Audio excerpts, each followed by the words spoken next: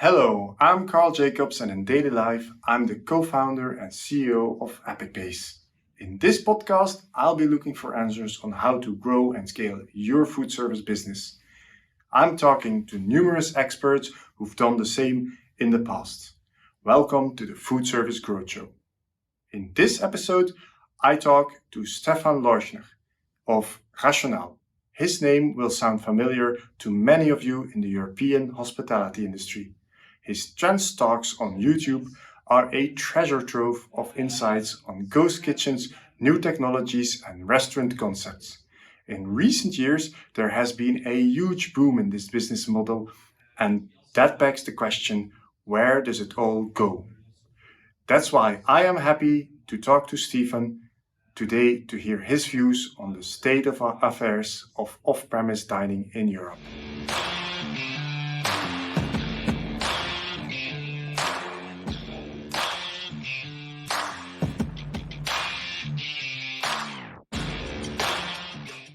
Welcome to the podcast Food Service Growth Show. And today I have Stephan Leuschner with me. Hello, Stephan. Hi, Carl. How are you doing? I'm fine. Thank you for asking. Before we jump into the questions and go a bit deeper in some of the topics we are going to discuss, I'd like to invite you to introduce yourself. Who is Stephan Leuschner? Thank you very much, Carl. Yeah, well, who is Stephan Leuschner? I'm right now working for a company called Rational in Germany. And since roughly 19 years now, in my former life, I used to be an executive chef. So I do have a classic culinary background. And within Rational, my task is now I'm the specialist for ghost kitchens and broadcasting. So I actually do have found my own webinar and podcast series called Trend Talk, which the one or other of you have maybe heard or seen already. Fantastic. And you say you're a classical trained chef. Have you also, let's say, done the real thing and been in the kitchen? Absolutely, yes. So classical education, working on all posts, traditional classical chef education, French cuisine, German cuisine, Italian cuisine, you name it. So I had the honor to finally be an executive chef in some renowned traditional hotels within Germany. So it was a great time before I moved to work, let's say, for the industry and not in the industry anymore.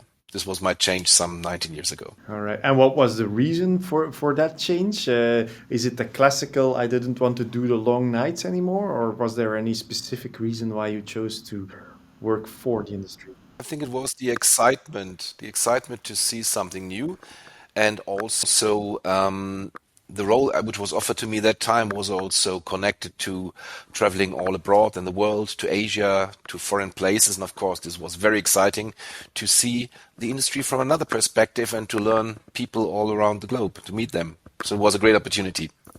And I guess this was the Rational opportunity already, or? Correct. Yes, already that one. Yes. All right.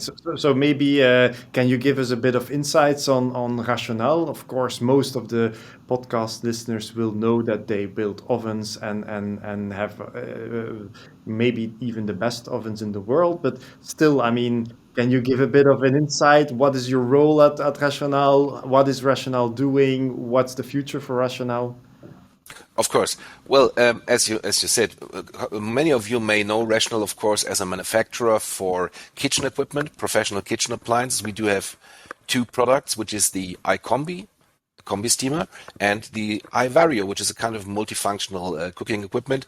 And both products are considered quite the leading items within the industry, you can say, as they offer, let's say, some specific features. I don't want to go into deep today, but Rational has, let's say, focused on these two products, and we try to bring the highest possible benefit with these particular iCombi and iVario. And well, within Rational, as mentioned before, I started as a consultant, an application consultant and corporate chef, that time coming from my hospitality background, developing concepts, training people, exhibitions, etc. And was also responsible the recent 15 years for handling some major key accounts worldwide in the restaurant industry. And now since this year, the focus is on ghost kitchen concepts and also broadcasting. So it was a great opportunity to develop this sector within the company, and here I am. All right. And in terms of, you mentioned you have your own broadcasting and your own podcast, the Trend Talk podcast. I'd like to jump in and ask you the first, question that we prepared here internally. And of course, something that we see a lot in the market as well is that, in the market, the demand for home delivery is huge. I think it's new. It's or not so much new maybe, but it's accelerated hugely in the past years, thanks to the COVID crisis as well. But can you tell us a little bit from where you stand, how it all started, and where did it start, and do you have any insights you want to share on the off-premise dining concepts? Well, of course, you can argue that, of course, the recent years over the COVID crisis period, this was definitely an accelerator when it comes to food delivery and off-premise dining. But logically, this is nothing new. We used to have this in various formats since ages, and just recently referring to some article about the Indian dabawalas, so delivering food to the, let's say, workplaces of your family has a 150, 130-year-old tradition in these countries.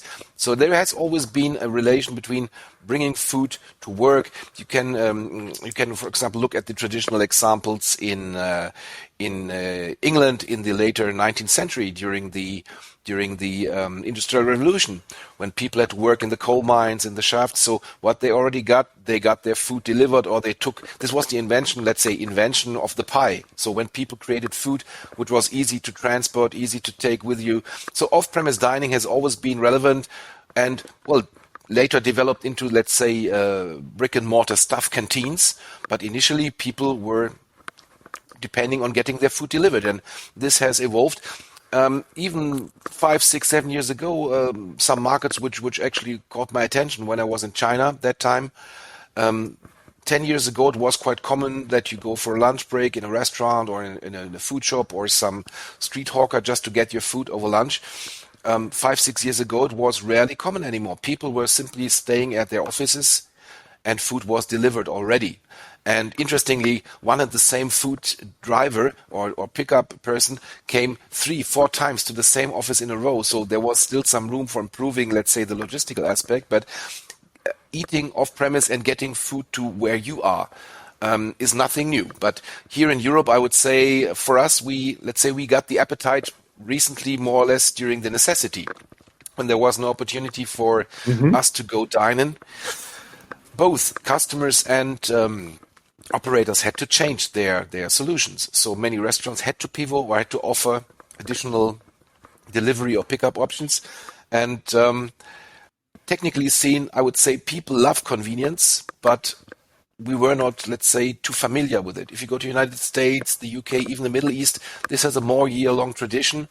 I would argue that here in Central Europe, we just really started growing this over the last 2.5 years, at least visible. And the whole media accelerated it. I mean, we read a lot of news about ghost kitchens, off-premise dining, food delivery, a topic which maybe 10 years ago was not so popular in the news.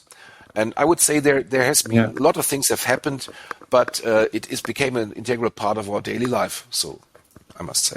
I understand, and you mentioned quite consciously Central Europe as a region in this. What is the current situation in Europe in terms of off-premise? Are there any business models that seem to be working more than others? Yes, definitely yes. I won't dare to say I know them all, but what you can see is recently, when COVID situation was in the most critical phase, many people started experimenting more or less depending on what they already had from brick and mortar to offer food, deliver food.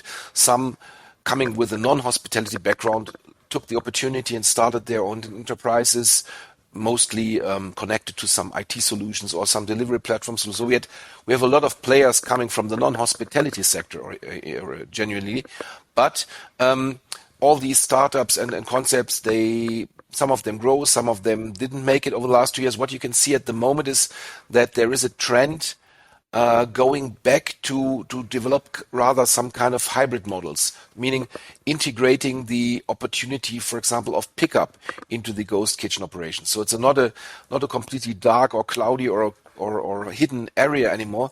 Many operators now start to integrate additional options like a simple pickup, whether it's from a counter, whether it's from a food locker, to offer both, that you can get your food delivered, but also, if it's within your convenience, to get the products on site, eventually even consume them there or take them home.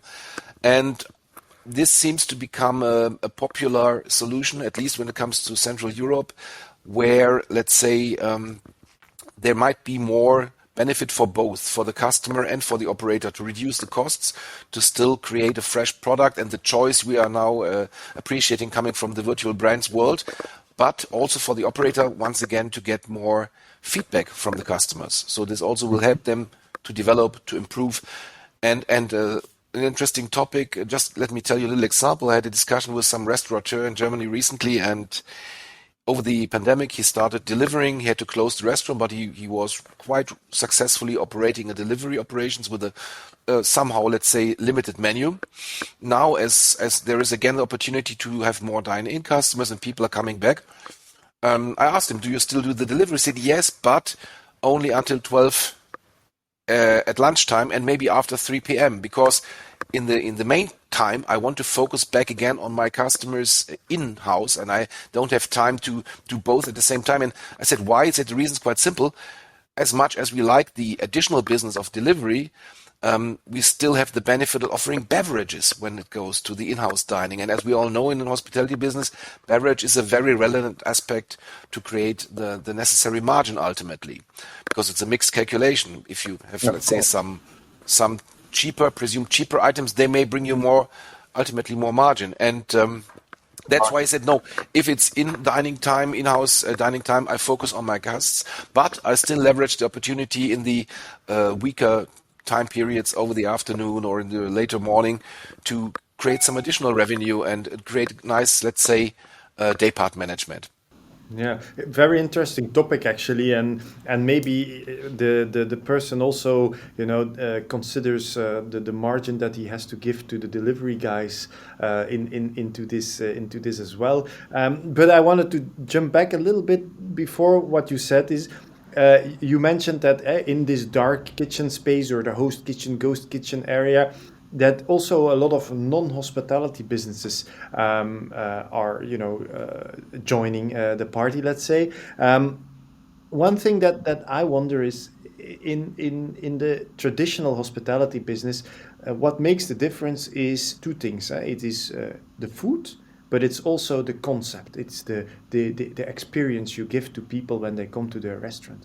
How can you, differentiate yourself in a ghost kitchen market as a player in that area? How can you make sure that somebody chooses for you and not for your competitor on a, let's say, generic website? But the hospitality part is arguably a little bit less powerful than it is in traditional business. Absolutely agree with that, Carl. And this is one of the major problems, how to stand out of the crowd of indifferent food options. If you check today on any websites for some, keep it simple, some burger or sushi, you will find thousands of choices and thousands of more or less generic brand examples. So this is a great point. I think one thing is or the general question would be how to create more experience into delivered food. That's the main question. And one topic, for example, could already start when it comes to unboxing, the whole packaging concept. So recently you read a lot about unboxing. This seems to be very relevant when it comes to customer experience. So this can be something particularly made for delivery and even enhancing that. And of course, people should be creative when it comes to certain specific recipes. a simple tomato mozzarella won't do. Yeah, everybody knows. But if you could, let's say, create something new out of known components, maybe this will help you to create some signature. Nobody can be a jack of all trades, so focus once again is relevant. Focus and quality. And remembering, for example, one of my fellow speakers at the Trend Talk, Sean Walchef from California. He's doing a brilliant operations called Kali Barbecue, and they do barbecue, simply barbecue products as delivery, and they offer some cocktails, but they do them in such a brilliant quality and in such a rich quality that people appreciate the food. And he also said he shrunk his menu by, I don't know, some up to 70 or more % to focus on the essential, go away from brick and mortar, which he initially had, and now focus completely on pickup and delivery solutions. This could be one thing. Focus on few but very good things. Another very interesting trend right now is that the other way around. Established brick and mortar restaurant or chains, they of course understood the benefits of additional sales when it comes to off-premise dining and food delivery. So what some of these, I call them, let's say, the known brands or the real brands, what they do is they select a couple of signature items or modify them to work for a delivery environment, and they now offer similar menus which you could get in their brick and mortar estates as well on delivery. There is some restaurant chains in Germany. We are right now doing some nice reference, which I will not spoil yet, but next year will be some nice reference of an established German restaurant chain company with various brands, which also found it would make sense to utilize all the brand benefits into one kitchen and offer these for delivery, that customers have a wider choice. And we saw it, even the major QSR chains, Wendy's, etc. They all started also testing out and looking for food delivery and off-premise dining options in addition to their, of course, existing solutions.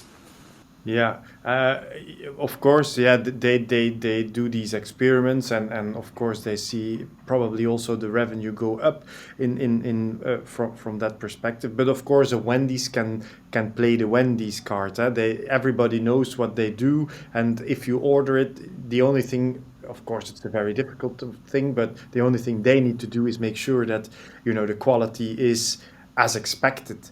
But if you are a new, let's say, player in the game, and you have nothing except for the let's say the ghost part, the delivery part, then I can imagine it's a much more difficult barrier to entry in a sense.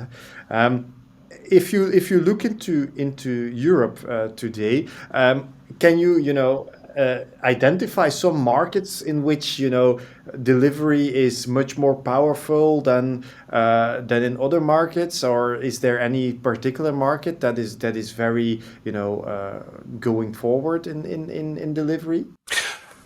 Of course, we do have geographical differences, and some markets are more, let's say, advanced when it comes to ghost kitchen operations and food delivery. Some are rather in the beginning. What you can say in general is that the beginning of most of the ghost kitchens was, of course, in metropolitan areas. So we talk about the big cities, about London, Berlin, Hamburg, things like that. So because they are depending on the delivery solution. And as we all know, in countryside, it's way more inefficient and, of course, more costly to deliver food from A to B. So this already would be a certain indication that there, where we do have metropolitan areas, we will find more opportunities. UK, of course, has been, let's say, a leading country when it comes to food delivery always. If you would count it within Europe still, so the Near Middle East area has been very strong, in particular when it came to food delivery already since many years. We see a couple of developments now in Germany, of course. We see Italy as a market. Spain has been a very strong growing market, though I must say, it's a bit particular in regards to Spain. Something which all operators have to bear in mind. Recently also there used to be some legislative changes which, for example, forbid the operation or building of ghost kitchen in certain areas like residential areas. This is something which of course can slow down the progress dramatically, and we saw people and players coming and going. So there is so many aspects. Remembering a company we and Rational used to work together already very successful more than 4 or 5 years ago was the German found company called Keats. And Keats was a Berlin-found ghost kitchen operator very nice quality, good concept. They, however, relied on one particular delivery platform. And when this delivery platform decided to leave Germany on a Friday afternoon, on Saturday morning, Keats was not existing anymore, technically seen. So we can also see the dependency between operator, platform, aggregators. This is an ecosystem. So we need to see all the relevant aspects. And here, once again, also when as the question was which markets, those markets where we have an infrastructure of driving forces of riders, the infrastructure of available kitchen space, and the necessary regulations to allow such businesses, they will succeed probably more. And yeah, it's most probably, if you look at the bigger cities, you will also see the more success on that one. Uh-huh. I heard you say something very particular just now. It's about the Spanish regions where it was forbidden to open up kitchens in residential areas. Is there any? Do you know why they forbid this in residential areas? According to what I understood, it was mainly due to complaints of the inhabitants or on the local people, which simply complained about the riders going in and out, the noise, the pollution, all this. People simply appreciate delivery, but they hate the delivery business. So it is difficult. One reason more, I would say, to focus maybe more on the self-pickup rather than the delivery option. If you would have hubs for picking up, which are, let's say, some 5 to 10 minutes away, maybe easier and would reduce the in and out. I mean, those of you who used to live next to a school or a football field, you know what traffic means if at a certain time people just drive in and out. And I think this is understandable that some residential areas, they really suffered under this traffic. One other question, and also this is the point, when it comes to developing the right site for such operations, it's not only, in the past we said, you go into some industrial areas and the dark kitchen and nobody cares, but the trend is going to another direction. Now we have smaller locations which are in the catchment area of your customers. You want to be closer to your customers. You want to be in, I don't know, bank and business areas where you have 10,000 of people just in a near proximity. And besides that, people they still like to get the food delivered, but they of course don't want to wait too long. So that's one more reason to having more, let's say, smaller independent satellite sites rather than a massive, completely back of the house ghost kitchen. Remote area. Remote, yes. Yeah. And I heard you mention already a few of those things you have to take care of. But imagine you want to enter this market because it's a new market, a lot of opportunities. It's $1 billion quest almost. What are the ingredients of a successful off-premise dining operation? What do we need to take care of to get into that market? Yeah, that's a good question. Now I will. There's of course more than one relevant aspect, and I'm sure there is many more than those I can mention. But one thing is, as we said before, first thing is that many ghost kitchen operators, they came, let's say, with a very bold idea, but no hospitality background. So one thing is to, let's say, create a promise. Another thing is to conduct it later. So I would always recommend, and this is also what I saw in recent successful companies, even if you're a startup, an entrepreneur, at least get somebody on board with a culinary background. This has various reasons, for the sake of food quality, for the sake of food safety, training. Ultimately, some people need to work in this operation, and for them, you need somebody who can guide. And that's why most successful operators, they at least have one, like a corporate chef or a food developer, whatever, somebody who has really a focus on food and the quality. That's the one thing. The second thing, to be successful means, of course, very closely looking into the existing solutions and monitoring the market. So in the beginning, everybody was going for the tier 1 cities like Berlin, Paris, London, whatever. I could imagine that, well, let's say the ideal places are gone already over the years. I could imagine that you may be more successful in tier 2 or 3 cities, like some 200 to 50,000 people cities, which could still be developing a good business for you, but you should take it from a local aspect. Another thing which turned out to be quite successful was to rather grow locally first than to spread your shops all over the country. So taking an example, being, let's say, active in the Rhine area, Düsseldorf, Cologne, something like this, in selected outlets, seems to turn out to be more successful than putting one in each major city of Germany with a 600-kilometer distance. Because you need to bear in mind your supply chain ultimately, your recruiting. If you're close together, you could leverage two things. You can, let's say, move your workforce a little bit, and also potentially support a concept I'm promoting, like a two-step concept where you have one central production kitchen, traditional production kitchen, like maybe a former canteen or something like that, where you can produce all your products, cut them, season them, prepare them, and then just deliver the relevant, let's call it ammunition, to your stores or to your outlets, where during a shift you simply finish and assemble the products needed. Right? Like this, the sandwich is only assembled in store, but the chicken is maybe already grilled or not. There's many ways how to operate, but I think efficiently producing on one side with one standardized sauce and soup and product would allow you to scale up still with the same quality. So you create your own supply. And if you do that, you could probably be more successful in a local approach within 40, 50 kilometers rather than spreading it all over the country first. That would be my consideration. Okay, that's great advice for those who want to or are considering opening up an off-premise dining operation.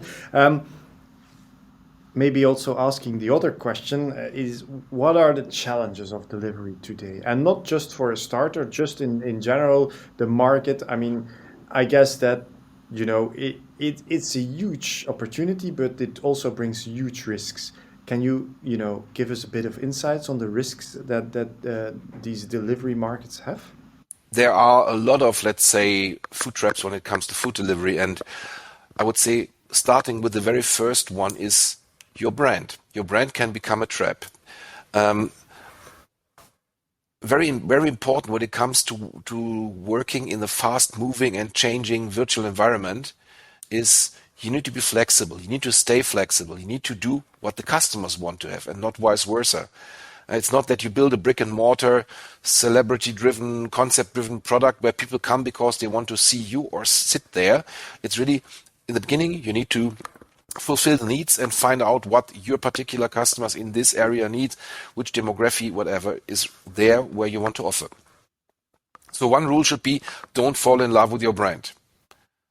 If you find out the brand is not operating or the products within your brand, when we talk about brand, we normally mean a segmentation of a menu, I would say. In former times, we had a menu where you got soups, starters, main courses. Maybe if you offer 5 soups, this is already an opportunity to create your own brand, to allow you, and we talked about that, how to get, let's say, traction, how to be found, because you are the specialist for soups, and that's why the brand is a soup brand. So, but looking back, don't fall in love with your brand. I mean, this does not mean that you should jump from concept to concept, but you need to adopt the menu and the offering and the way you offer it to your local demography. Imagine you have a sandwich brand, and you have the north of the city and the south of the city. In the north, maybe you have a lot of students and young people. In the south, you maybe have a lot of business people. And ultimately, they both like club sandwich, for example. But you would call it maybe different. Maybe you would give it a fancy young name for those areas where you want to attract more younger people, or you maybe give it more a traditional name or design or signature in, let's say, other environments. But ultimately, it could be the same, one and the same burger, or one and the same sandwich, just with the tomato or not.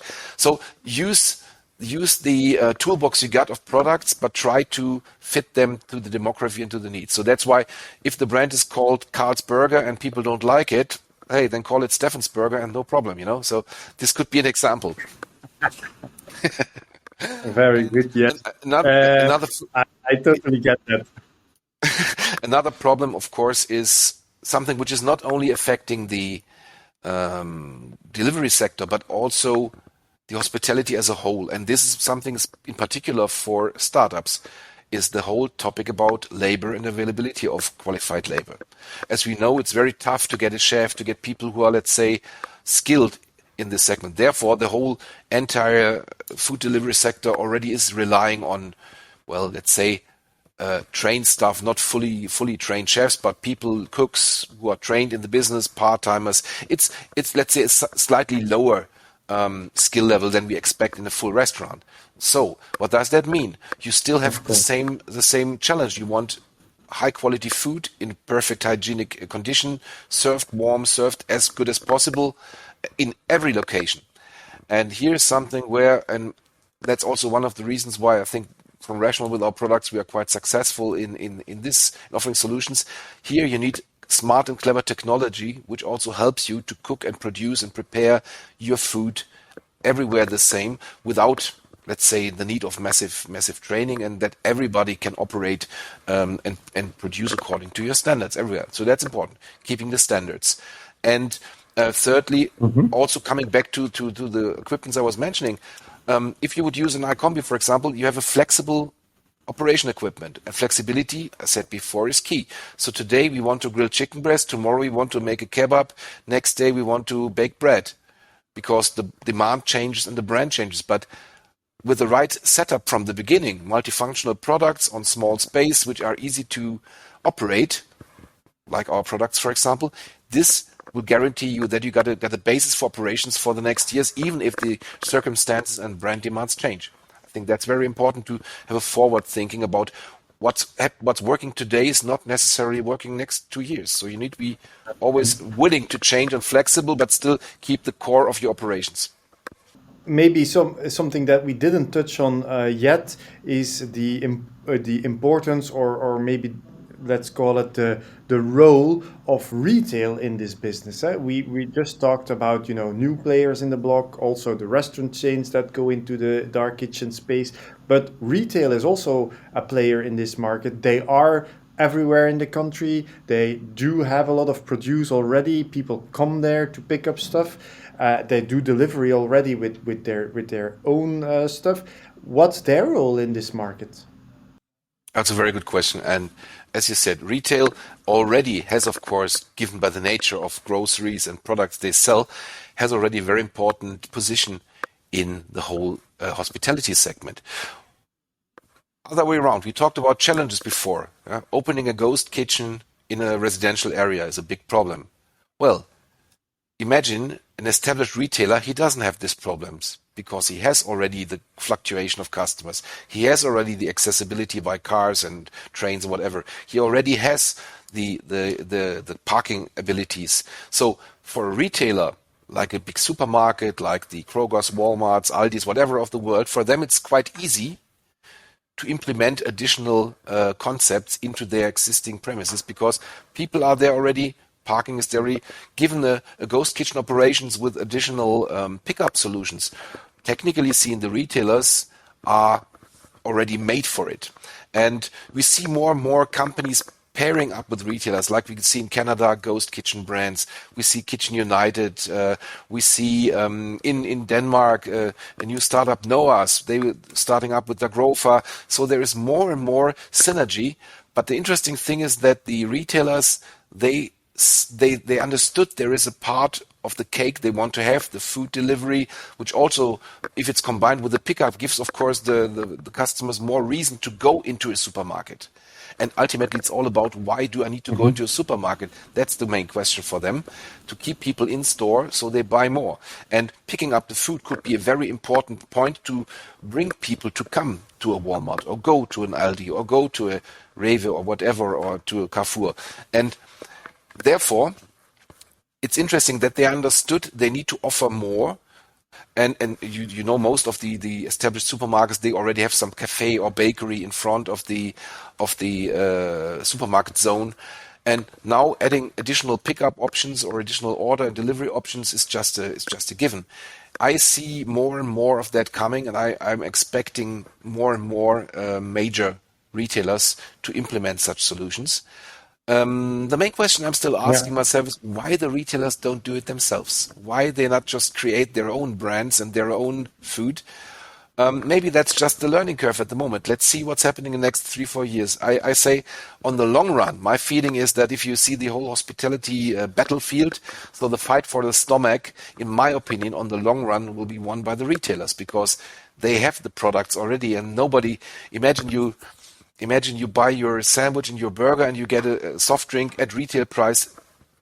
This is a pricing no normal restaurant or nobody can compete with. So from a cost ratio perspective, I could imagine the retailers, they have the power to, let's say, bring the best value for money on the long run. But they haven't, let's say, started their own projects yet. It's just the first phase. Yeah, that sounds very reasonable to me, and it brings me to my last questions. You just give a little bit of insight on where you think retail will go in the next years, but how will off-premise dining evolve in Europe over the next 5 years? Where will we be in 5 years' time?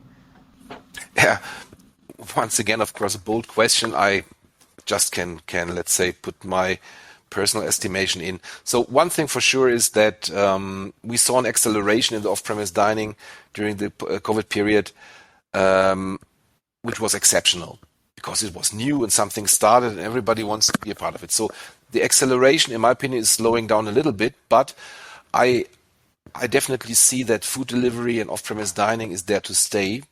And well, just give you an example. My father, he's mid 70 years old, and even he's now using an app to order some food. And once he finds out how easy it is and he gets his food delivered, he's doing it again and again. So this is nothing which is only for young people.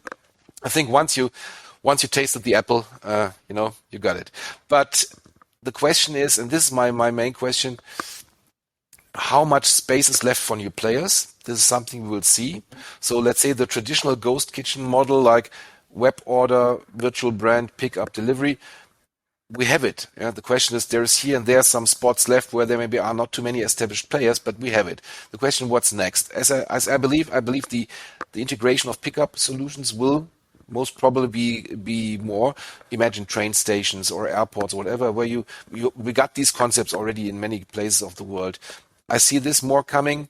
We have to see how classical catering in business catering canteens, how they will be affected. Will they also become food deliverers for other solutions? I mean, #home office. There's a lot still to do.